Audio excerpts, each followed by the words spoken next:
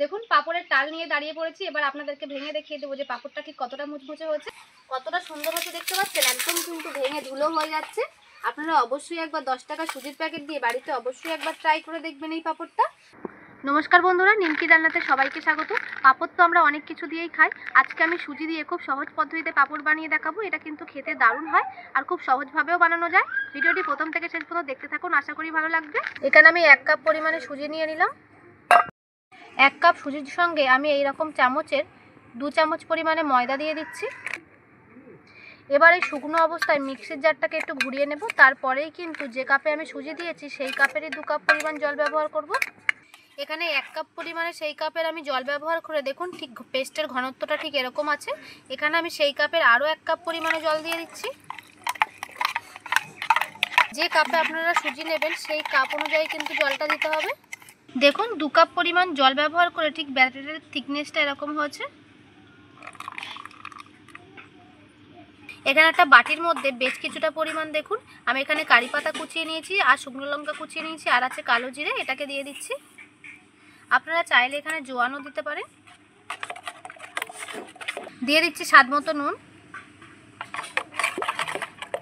ব্যাটারটা আমার রেডি হয়ে গেছে। এবার আমি উনুনটাকে জ্বালিয়ে নেব।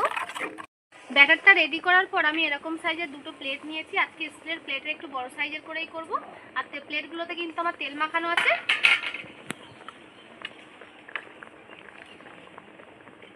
ব্যাটার থেকে বেশ কিছুটা পরিমাণ নিয়ে ব্যাটারটাকে এরকমভাবে পাতলা করে প্লেটে ছড়িয়ে দেব।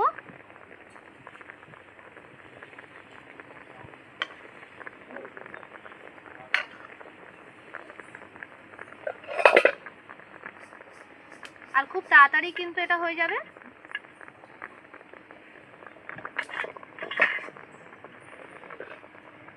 বসিয়ে দিয়েছি, এবার ঢাকা দিয়ে দেব। খুব তাড়াতাড়ি হয়ে যাবে, তার জন্য কিন্তু একটা বসিয়ে দিয়ে আরেকটা রেডি করা থাকলে খুব সুবিধা হবে।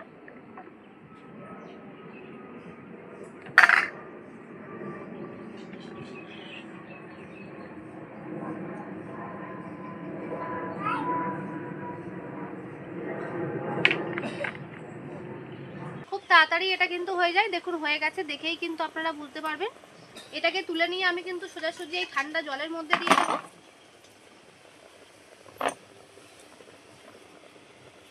আর বাকি প্লেটটাকে আমি বসিয়ে দেবো।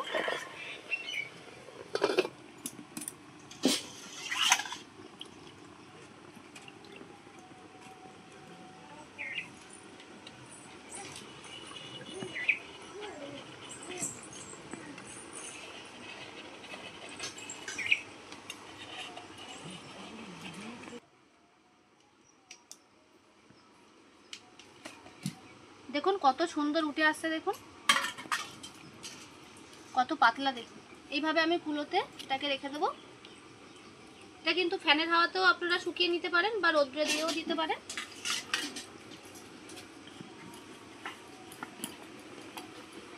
প্লেটটাকে হালকা একটু মুছে নিয়ে আর একটু অল্প করে তেল মাখিয়ে নেব।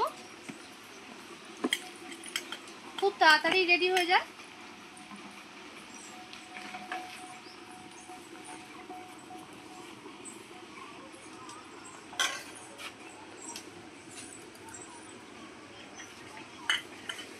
এটাকে করতে করতে কিন্তু এদিকে আমার এটাও রেডি হয়ে গেছে। দেখুন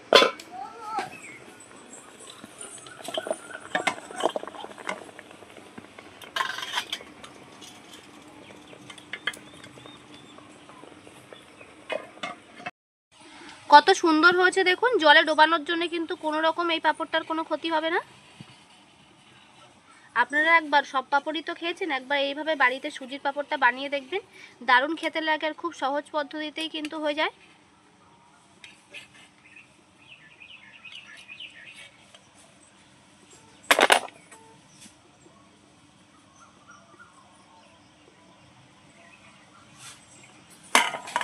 দেখুন কতটা সুন্দর হয়েছে।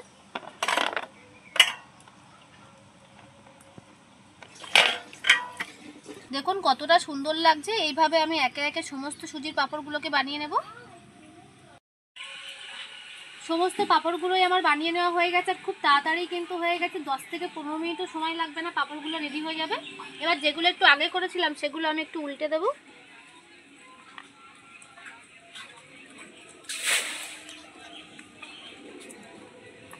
ফ্যানের হাওয়াতেও শুকানো যায়, কিন্তু রোদ্দুরে দিলে এটা অনেক দিন পর্যন্ত সংরক্ষণ করেও খাওয়া যায় আর খুব তাড়াতাড়ি কিন্তু এটা শুকিয়েও যায়।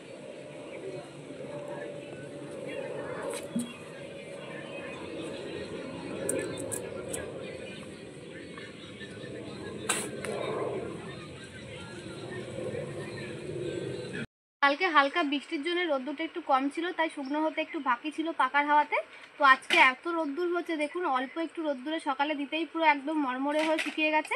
এবার আপনাদেরকে সুজির পাঁপড়টা ভেজে দেখাবো যে কতটা সুন্দর হচ্ছে। আর দেখুন একদম কিন্তু মরমরে হয়ে শুকিয়ে গেছে।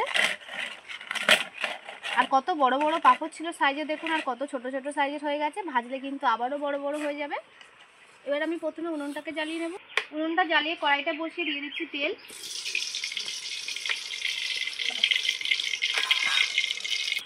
তেলটা আমার গরম হয়ে গেছে, এবার একে একে আমি পাঁপড়গুলোকে ভেজে নেব।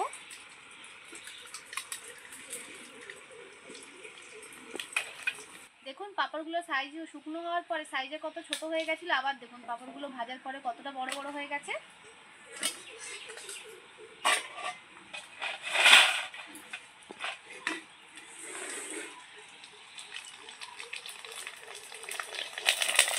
কত সুন্দর দেখুন পাঁপড়টা বড় হয়ে যাচ্ছে।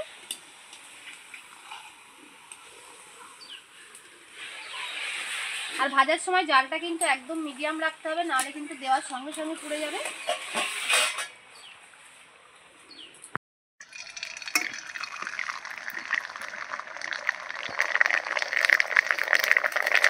জালটা কিন্তু একটু হালকা থাকলে পাঁপড়গুলো খুব সুন্দর সাদা সাদা করে ভাজা যাবে।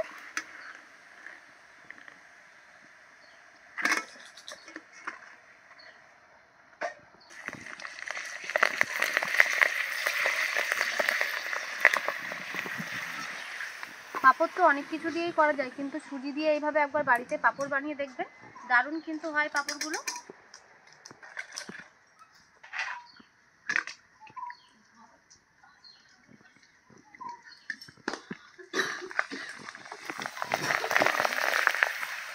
পাঁপড়গুলো কতটা সুন্দর হচ্ছে শুধু দেখুন। উনুনের জালটাকে কিন্তু আমি একদম আস্তে রেখেছি, তার জন্য কিন্তু এত সাদা সাদা করে পাঁপড়গুলোকে ভেজে নেওয়া যাচ্ছে।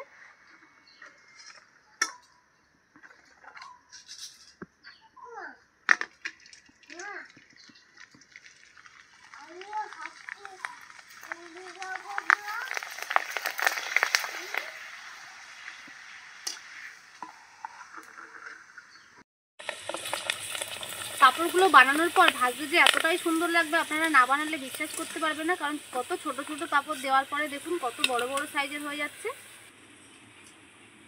পাঁপড়গুলো নিজে হাতে বানিয়ে এত সুন্দর যে বড় হচ্ছে, ভাজতে কিন্তু খুবই সুন্দর লাগছে। আপনারা অবশ্যই একবার বাড়িতে সুজি দিয়ে এই পাঁপড় একবার বানিয়ে দেখবেন। সামনে তো রথযাত্রা চলে আসছে, অবশ্যই একবার এই পাঁপড়টা ট্রাই করতে পারেন।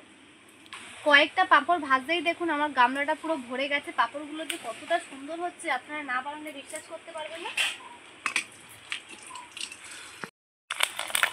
অবশ্যই কিন্তু ভাজার সময় জালটাকে খেয়াল রাখবেন, তাহলেই কিন্তু পাঁপড়গুলো খুব সুন্দর হবে।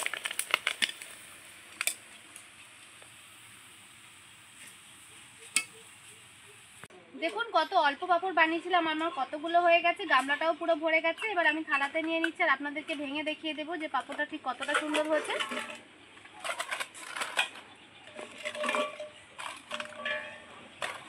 দেখুন পাঁপড়ের টাল নিয়ে দাঁড়িয়ে পড়েছি, এবার আপনাদেরকে ভেঙে দেখিয়ে দেবো যে পাঁপড়টা ঠিক কতটা মুচমুচে হয়েছে। আর আপনাদের দেখতেও খুব ভালো লাগবে, আর অবশ্যই বানাতেও ইচ্ছা করবে এই সামনে রথযাত্রাতে। এবার আমি আপনাদেরকে একটা ভেঙে দেখিয়ে দিচ্ছি। দেখুন কতটা সুন্দর হচ্ছে দেখতে পাচ্ছেন, একদম কিন্তু ভেঙে ধুলো হয়ে যাচ্ছে। আপনারা অবশ্যই একবার 10 টাকা সুজির প্যাকেট দিয়ে বাড়িতে অবশ্যই একবার ট্রাই করে দেখবেন এই পাঁপড়টা, দারুণ কিন্তু হয় খেতে।